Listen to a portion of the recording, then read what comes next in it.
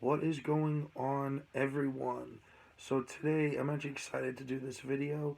We're going to finally be doing the full review on the super sweet Benchmade Contego 810. I absolutely love this knife. I remember in the first impressions I talked about how much I loved it, but I had only had it for a few days, no more than a week. Now having this 2 to 3 months now, because yeah, I think I got this around my birthday. So actually, yeah, it's been probably a little over 3 months since I've had it. I have carried this a ton, used it a ton, and I am enamored with this blade. Um, the knife in general, not just the blade, but I love the blade also. I mean, I pretty much this to me it's the Benchmade 940 on steroids. I mean, it is the same maker, the same designer, Osborne, but this is an insane blade, and it has definitely replaced. I remember I posed the question in the first impression, but this has replaced my Endura 4 and ZDP 189 as my the world just ended. I can only take one folding knife. This is the one that I would take. I will do my best to. I'll try to go into that a little bit more. Just I know sometimes when I'm doing like a video, I get caught up and I'll mention something, and then later in the video, I'll just not even mention it or I'll forget it. Um, that being said, let's just jump right into the specs real quick. All right, so this is not a light knife. This knife is 6 ounces. It's like 5.92, so it's 6 ounces. It's a heavy folding knife. I mean, I have fixed blades that are lighter than this, but I love the weight of it. The weight, it's definitely more in the handle. It has the full steel liners. There is some milling, so this would probably be maybe a 6.5 ounce knife. They didn't mill out the liners, but it is an awesome knife, and I love the feel of it. I do not think it's too heavy. The overall length on this is 9 and 5/16 inches, so say 9 1/4 inches. The blade length on this is 4 inches, but you do have this choil here. It does cut out a little bit of your edge length, so it is a 4 inch blade, and you have a 3 3/4 inch cutting edge. So you have a lot of blade to work with, and it is super thick.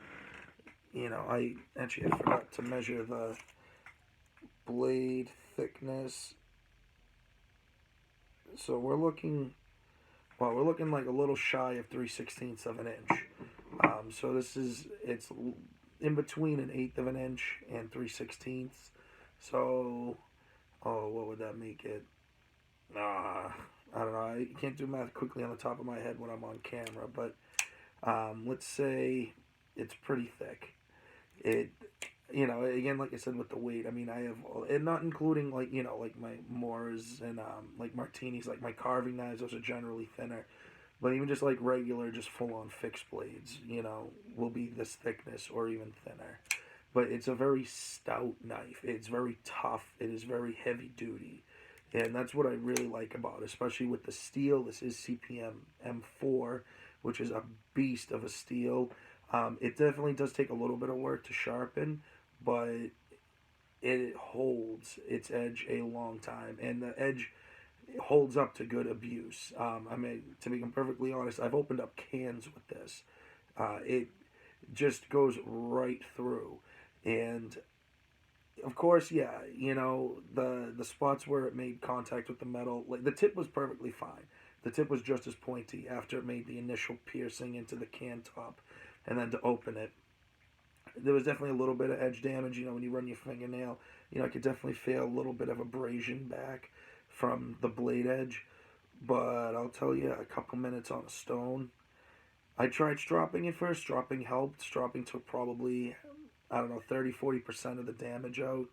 But, I just like having those super clean, crisp edges. So I did resharpen it afterwards, just using, higher grit stone. I think I just threw it on 1,000 grit. From there, probably 5 minutes, and it was back how it was. And I really think that's saying something, especially for a steel like this. And from looking up the specs now, of course there is a range, but there's M4 that Benchmade, the way they do their steel, They're M4 steel. They harden it in the 62 to 64 range. So it could be anywhere in there. It could be 62, 63, or 64. So, there's a little bit of leeway, so it's kind of a give or take, but, which is, that's common. A lot of places, or a lot of knives, when they, you'll look up the hardness on it, and it'll, you'd say 58 to 60, 60 to 62, whatever, 62 to 64. But, so it definitely is geared for edge retention and toughness, this steel. I mean, it is coated. This does have a blade coating on it. And I know I've mentioned a lot in other videos, I'm not the biggest with blade coatings. And it's funny, I feel like a lot of the knives I've been doing lately have all had blade coatings. But I guess they've grown on me a little bit. I still generally prefer without. But what I do like with this, though, is that it's a gray coating instead of black. So it still kind of looks like, a blade steel almost. Just looks like they, did some funky finishing with it. But I don't know, I dig it. I've been really thinking I definitely want to get another Contego. My local Army Navy store, I mean, they are closed now with all this stuff going on, but when they open up, I think I'm going to get the other Contego. And it's the same, the M4 and everything, but it's just the handle is all blacked out as this one is, but the blade is also got a black coating on it. But it's just a sweet blade. I absolutely love this thing. And they also make a M390 version. I think it was an exclusive, I forget the website, but I have seen it online, mostly on the secondhand market, but they are out there. They're around. And I do also love M390 steels, so if I get my hands on one of those, I think that'd be pretty cool also. But getting into just mentioning, I forgot, just noticed now, but it also does have that glass breaker on it, so if that's important to you, it is definitely good to have, I guess. And I probably mentioned this in the other video, but I feel like if I was going to break glass, I'd be more apt to just use the actual blade, just to have that more distance between my hand and the glass. But, I feel like at that point, a couple cuts, scratches, or even a bad cut, you just need to get out of the vehicle, and then they can patch you up afterwards. But either way, you definitely get some options, and this knife is definitely made for that. Now, you might be able to tell a little bit, this is definitely not the factory grind on it. I have brought it in significantly. Do I regret that? Not really. Not in general practice, and honestly, it's probably fine. It's just like in my head, I just come up with different scenarios of, I guess maybe it's something like other people do that are into like preparedness and everything else, but it definitely is enhanced how well this slices. This definitely slices a lot better now that I have put, that narrower edge on it. But I think it's definitely had some effect with, how tough the edge itself is. Just that it's thinner, it's just more apt to have damage from doing stuff. Now, like when I mentioned I opened the can with it, it was after putting this edge on. Now, do I think that it still would have had damage, even if it was just the factory edge, or if I stuck with the factory bevel? Absolutely. Any steel will still have, even minute, edge damage. You're putting metal on metal. But I mean, the way it is, it's held up fine. I haven't had any like catastrophic, like, when I mentioned my Endura earlier, I dropped it and snapped the tip off. Now, granted, this is a much tougher steel than ZDP 189, but I don't know. I'm gonna kind of see whatever. I mean, if I get another one, which I'm probably going to, I'm just gonna leave it at its factory bevel, like, roughly. This over, several sharpenings, I might try to like split the difference on it and just bring it in a little bit more, or kind of widen that edge a little bit more. But we'll see. I think for me it's just because in my head, the way I just think of it as a, if I have to cut, things that just would never happen most likely, because talk about like, having to break glass or like having to cut metal off of a car or something like that.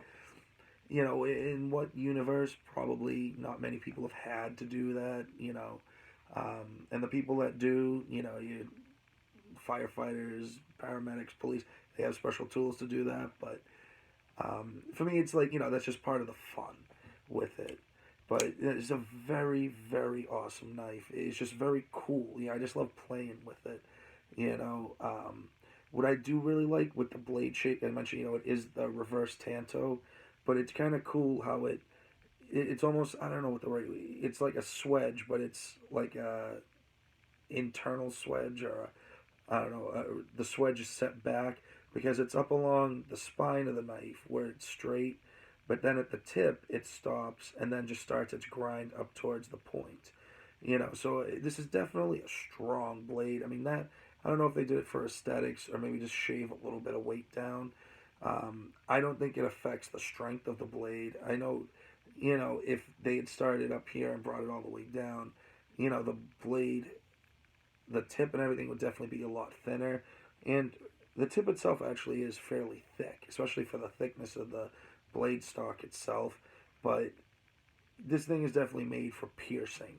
And, more than just, obviously, people, self-defense or whatever, cutting open cardboard and plastic. I mean, I pierced a damn, Bush's beans can, and it just right through it, no problem. And it cut it fine. Even like I said, yeah, it took a teeny bit of edge damage, but it was absolutely fine. It wasn't the cleanest cut ever, but it did it, and it did not really take much effort at all.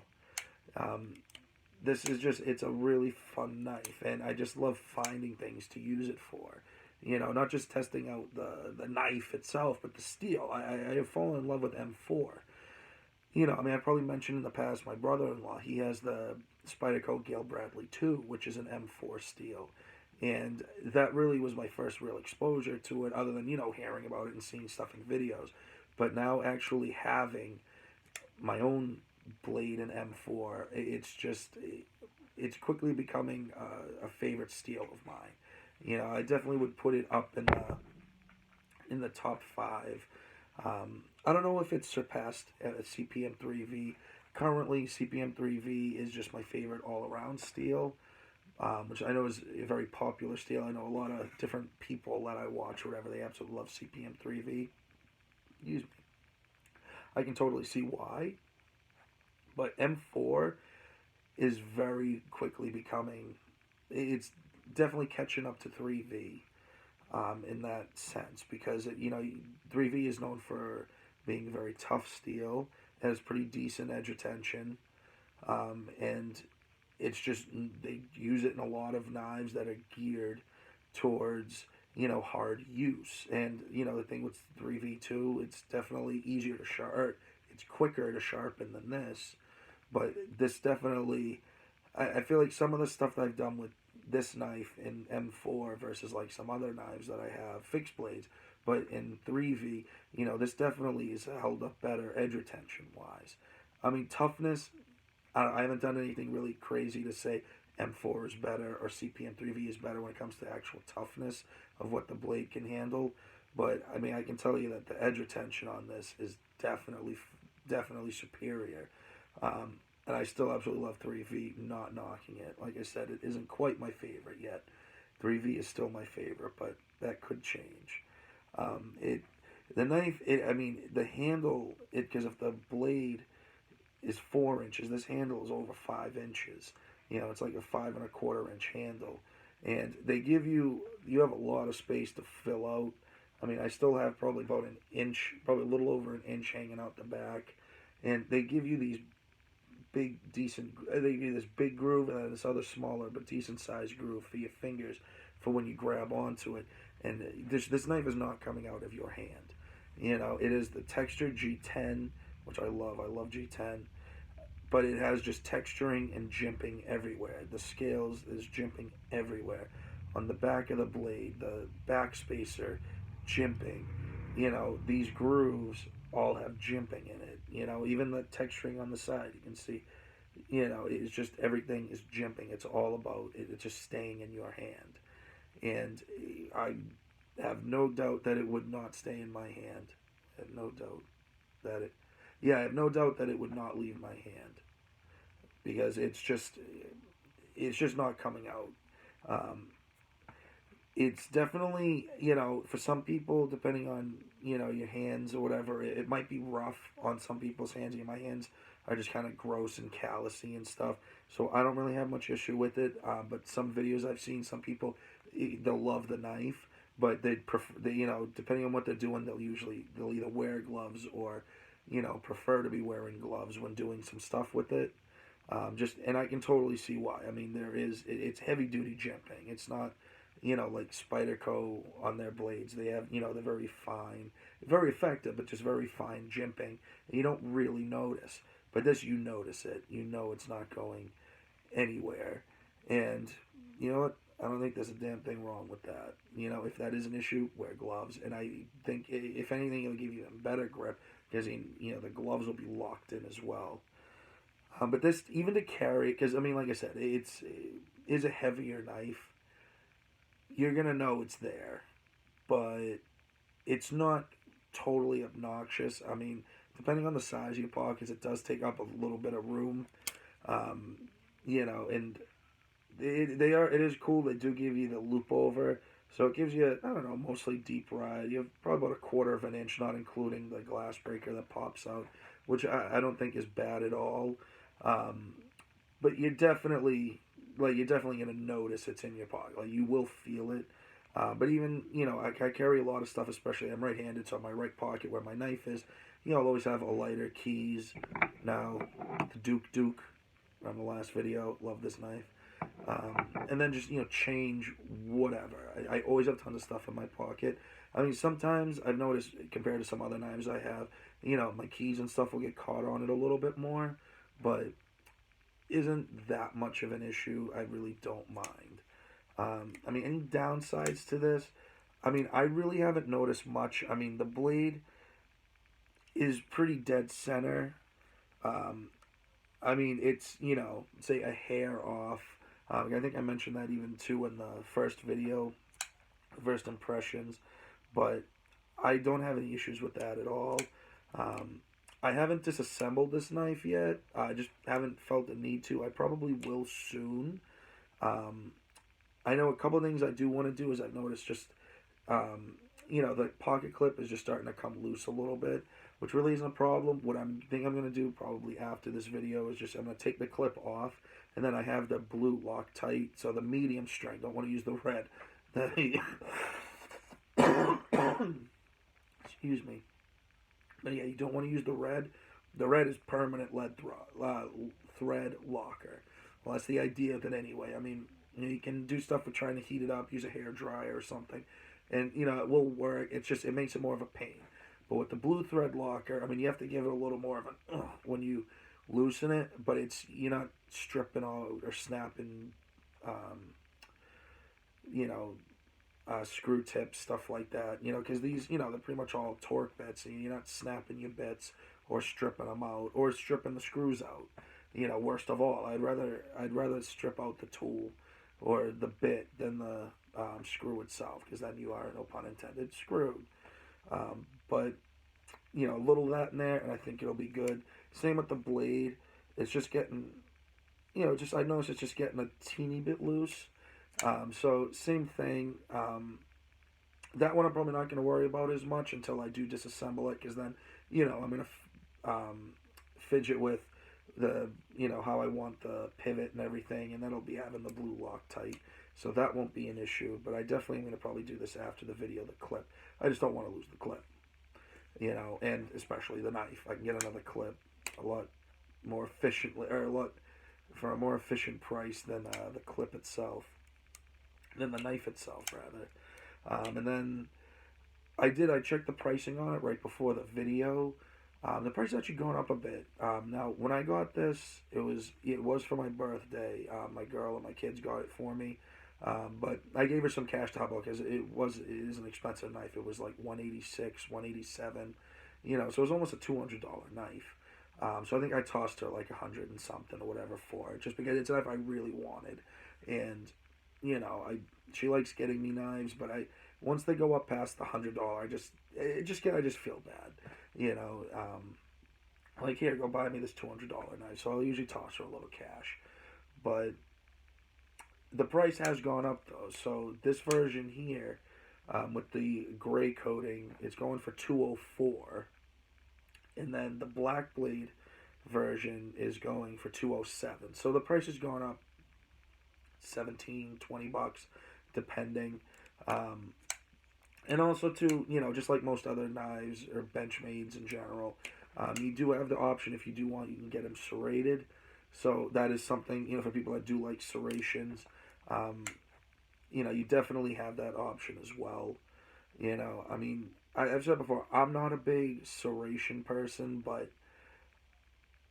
I don't know. I would possibly consider. I would consider considering getting one of these serrated. I would consider considering it, but we'll see. But no, it's a very tough, hardcore. It is definitely a heavy user blade. And the axis lock is pretty strong. I mean, I don't think it's the strongest lock out there, but the only thing with the axis lock, now I've never had this issue. I know some people have. I've been very lucky. I mean, not including my fixed blade Benchmades, I have, I think I think 4 or 5 folding knives by Benchmade, and they're all axis lock. Obviously, the fixed blades are not. I've never had the issue, but one thing that does just make me a little nervous is just the Omega spring, because it is just, it's 2 springs, one on each side, that hook into the lock itself. But they have been known to break on occasion. So that's something. I mean, of course, Benchmade does have an amazing warranty, so you just send it into them. Or I'm sure even if you were just like, hey, if you just send it to me, I'll do it. So that is definitely awesome on their part. It doesn't make me nervous at all that, oh, when I need it the most, it's going to break. It's just, it's just one of those things, you know what I mean? If you look at any knife, any company, they have their little hiccups with them. But it's just something I just, to mention. But it's it's a sexy knife. Like I'm trying not to really go on and keep, rambling on and on about it, but it's a sexy knife. Benchmade did a great job making it. Osborne, I absolutely love this design, and I do one day want to get the 940. I just don't know which one I want to get it in, because I already have. It's not even so much like, oh, I have issues with buying tons of knives. I'm at a point now where I'm already getting multiples of different knives, and trying to. It's just like I'm just like lying to myself when I say, oh, I'm trying not to buy knives as much, But I mean, I already, I have a couple Buck 110s. I have a couple paramilitary 2s. I'm planning on getting another one of these. I want to get another Endura 4, but the VG10 version. I mean, I have a couple of the Hegan Akamis in the same size. I have this Duke, but then I have another one coming. I want to get more of them. It's the sickness. But I'm trying to remember. I remember there was something I was saying, I'll get into a little bit with later. In the beginning of the video, I just don't remember what it was.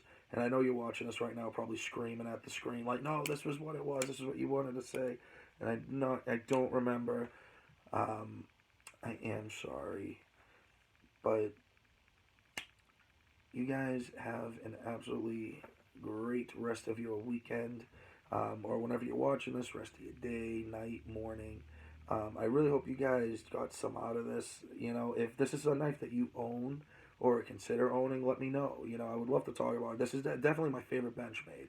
This is definitely one of my favorite knives that I have. I mean, this one is probably one of the only knives that really rivals my paramilitary 2 when it comes to pocket time.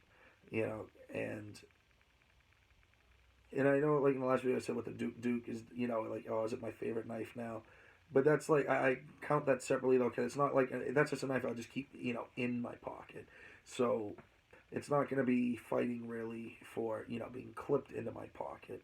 But you guys remember to keep carving, stay sharp. Please remember to comment, like if you did like the video, or thumbs down if you don't like it. But leave a comment, share the video if you would, and definitely subscribe, please. You know, I really want to like grow this channel and get it out to a lot more people. And you know, anything you guys can do to help that out, just a share, even just a like or a comment or just watching the video.